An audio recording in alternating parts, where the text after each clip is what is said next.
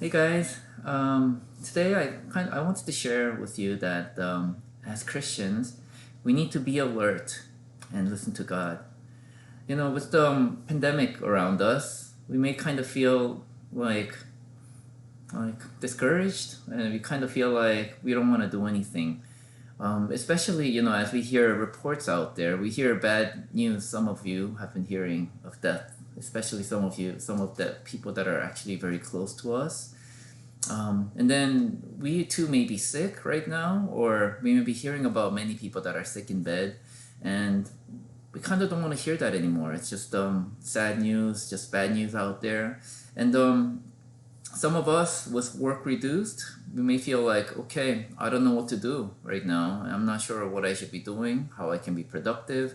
And there's a lot of uncertainty. And in the midst of all this, we kind of want to shut down and say, well, Lord, I don't know what to do, and you may begin to feel apathetic, and you may want to just feel blah, just I don't care anymore. I want to be away from it all.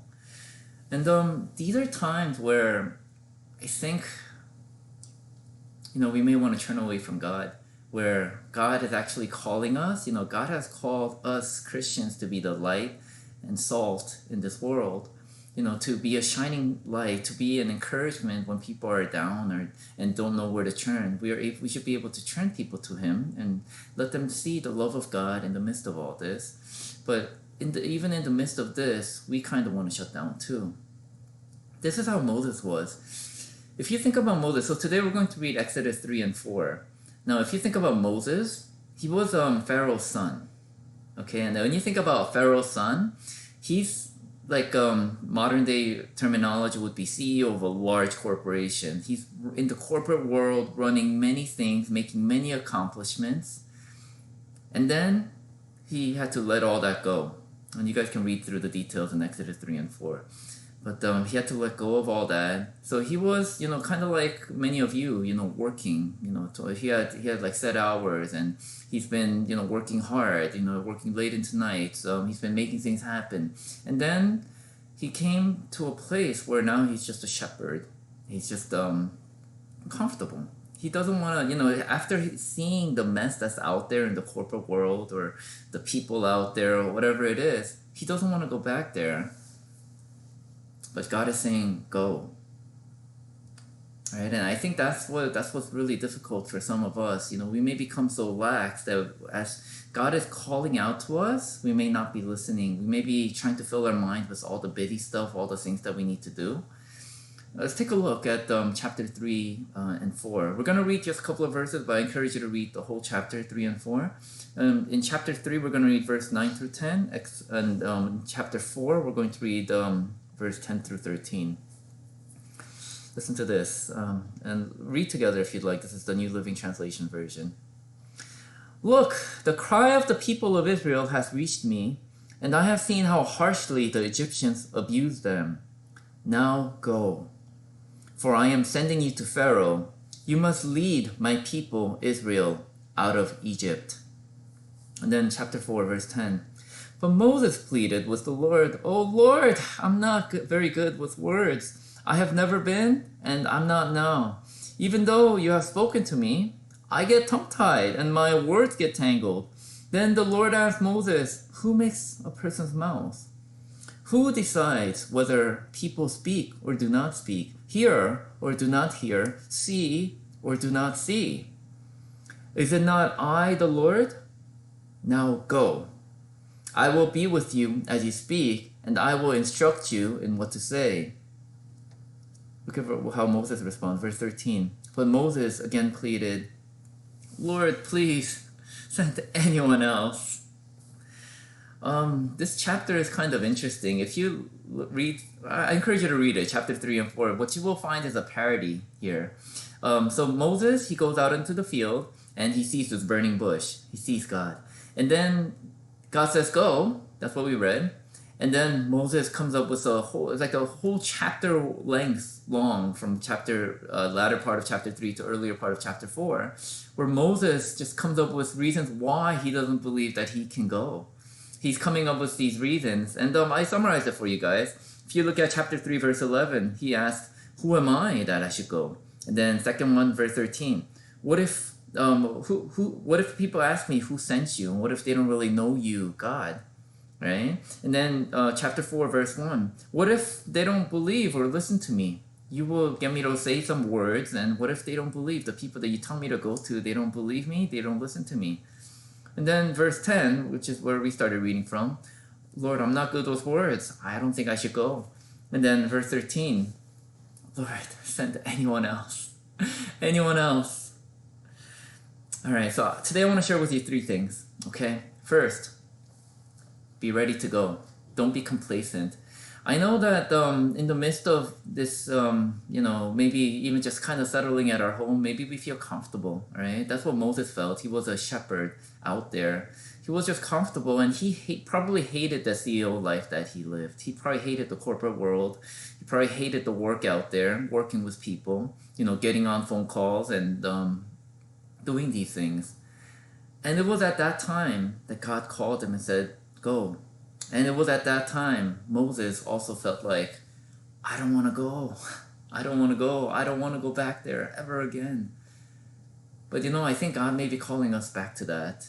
As Christians, who knows where God may call you, right? He may ask you to reach out to people. He may ask you to break even the social distancing rule. Who knows, right? I don't know what God may call you to.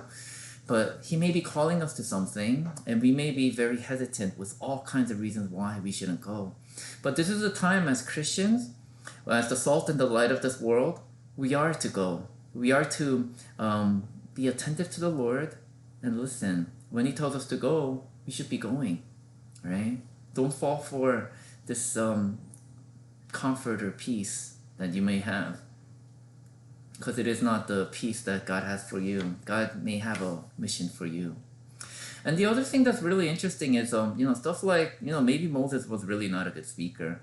And maybe some of us, we have all kinds of lacks. But what you find interesting in chapter 3 and 4 is that God had everything covered. Moses didn't even have to ask those questions about those what ifs. God actually had all those things covered. He had every possibility, like when Moses said, what if they don't listen to me? And then God says, pick up your staff. Right? It will turn into a snake, and they will see these miracles. They will believe that God, I, the Lord, have sent you. So don't worry about even the things to speak about. Don't worry about your lack. Don't worry about any lack of provisions, things that you might not have. God has all that covered, and you don't even have to worry about it. You don't have to go through the parody that Moses went through. All right, second point. So first one was be ready to go, right? Listen to God and be ready to go. Second, be honest with God. What I find interesting about this passage was He's our Father, and He accepts all kinds of questions or even complaints. So here, Moses complained against God, and I think, negative view, we might be thinking, Moses tested God, how dare he, all right? But honestly, Moses was talking to God like a friend or like a father. He was saying, honestly, Lord, I have all these lacks. Lord, I'm kind of afraid to go. And, what's really awesome about how God responds, if he was like some angry God, just, who doesn't really care about us, he would have just said, I'm going to just burn you and I'll send someone else, right? But God did not do that. He loves us, and for each of us, he has a calling, right? He didn't just stop when we said, God, I'm not sure I can go. He actually responded to all of those, right? So I told you there were 5 things. God actually responded to all of those, and he said, don't worry. I know you feel like you lack here, but I got you. You got this. Don't worry about it. Just go. So it was actually okay for Moses to be honest with God and say, Lord, I'm in a lot of fear right now. I hear all these bad news. I'm not sure. I guess what's really important, the only thing that Moses failed in here was that he should have gone, right? But to be honest with him, that was acceptable. God actually responded to all that. So I encourage you to be honest with God. That's the second one, to be honest with God. Third one, be at rest. Be at rest. So what you find interesting about how Moses found the burning bush was he went a little further than where he would normally go. This was a longer jog than what we would normally do. He wanted to go out there and rest. His heart was at mind of rest. if your mind is filled with all these things, because especially, during these times at home, some of us may be panicking, like, we're so used to doing all these things that we may want to fill our mind with bitty things. We may want to feel like we need to be results oriented and keep on proving ourselves and keep on accomplishing things. And so we might be just kind of busy, with our mind full, and we don't have time for anything else, right? But I think what God is calling us to do is, even in the midst of the things that we need to do, I'm sure there are things we need to do, be at rest so that you can hear God. I think we may need to even take some time out of our day, maybe schedule time and just say, Lord, I'm yours. I'm here ready to listen. Please speak, for I'm ready to hear you. And God, I want to go if you tell me to go. Moses, he went out for this longer walk.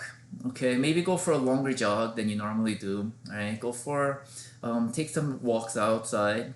All right, be at a position of rest so that we may be able to hear God. Okay, so those are the three things. One, be ready to go. Right, listen to God and be ready to go. Second, be honest with God. He's okay with any of even your complaints or any worries that you have. He's okay with that. But trust God. That's where Moses failed. Third, be at rest so that you may hear God. This is where, as Christians, we need to be more attentive to the Lord. Then be able to be more attentive to the Lord so that we can go when He tells us to go. Right? And then stop when He tells us to stop. Now at the bottom of the YouTube, I put some reflection questions that you can look through. I encourage you to read through them. I encourage you to read through Exodus 3 and 4, and also have a reflection of your life. And I encourage you to be alert at these times and listen to God. God bless you all. Have a wonderful week.